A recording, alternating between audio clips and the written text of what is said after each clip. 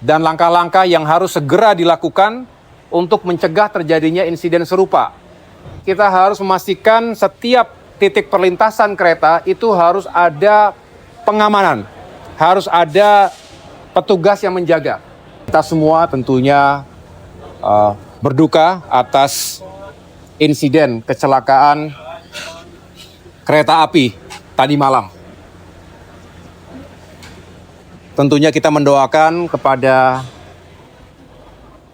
korban, semoga husnul khotimah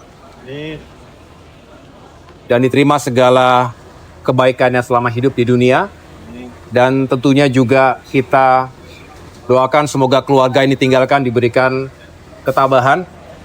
Sekaligus yang paling utama tentunya adalah melakukan evakuasi terhadap korban. Dan itu sudah dilakukan.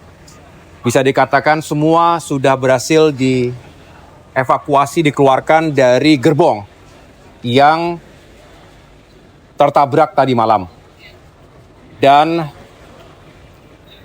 update sampai dengan jam 1 siang tadi, ada 15 orang yang meninggal dunia dan 88 orang yang masih dirawat.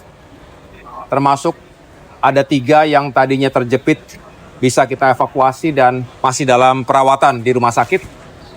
Dan tentunya sekali lagi kita berupaya maksimal untuk melakukan penanganan secara medis agar bisa menyelamatkan saudara-saudara kita yang masih dirawat saat ini.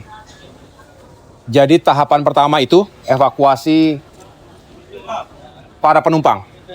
Dan yang kedua adalah proses recovery dari gerbong kereta yang mengalami tabrakan. Dan tadi saya lihat di bawah memang masih diupayakan, yaitu gerbong yang gerbong khusus wanita KRL yang saat ini sekali lagi masih dalam proses evakuasi atau recovery. Tahapan berikutnya adalah normalisasi rute kereta KRL dan semua yang terdampak akibat insiden tadi malam.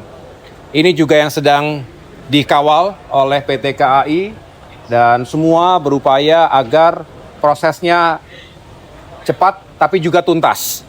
Sesuai arahan Bapak Presiden Prabowo Subianto yang tadi sudah juga secara langsung datang ke lokasi, ke Bekasi ini, tentunya kami semua juga ingin terus melakukan pembenahan, evaluasi dan koreksi yang menyeluruh pada tingkat strategis, tapi juga pada tingkatan operasional dan teknis. Sebenarnya kita sudah mengidentifikasi sejak awal bahwa masih cukup banyak lintasan sebidang di mana rel kereta ini juga bersamaan dengan jalur transportasi darat. Artinya jalan crossing dengan rel kereta.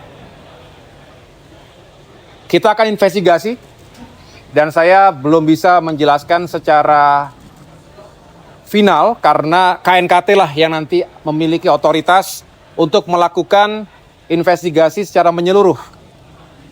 Apa penyebab sebenarnya? Dan langkah-langkah yang harus segera dilakukan untuk mencegah terjadinya insiden serupa.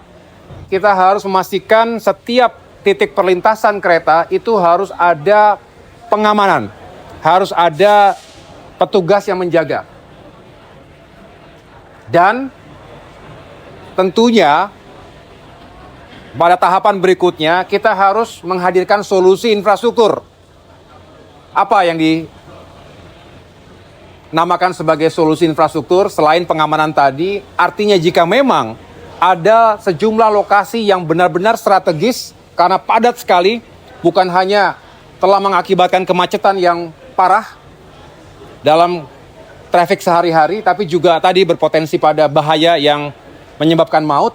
Jadi teman-teman sekalian, saya dapat menyimpulkan bahwa Kejadian semalam, insiden ini bukanlah sesuatu yang ringan. Ini sesuatu yang serius dan pemerintah ingin segera mempercepat segala upaya untuk bisa menghindari terjadinya kecelakaan-kecelakaan serupa.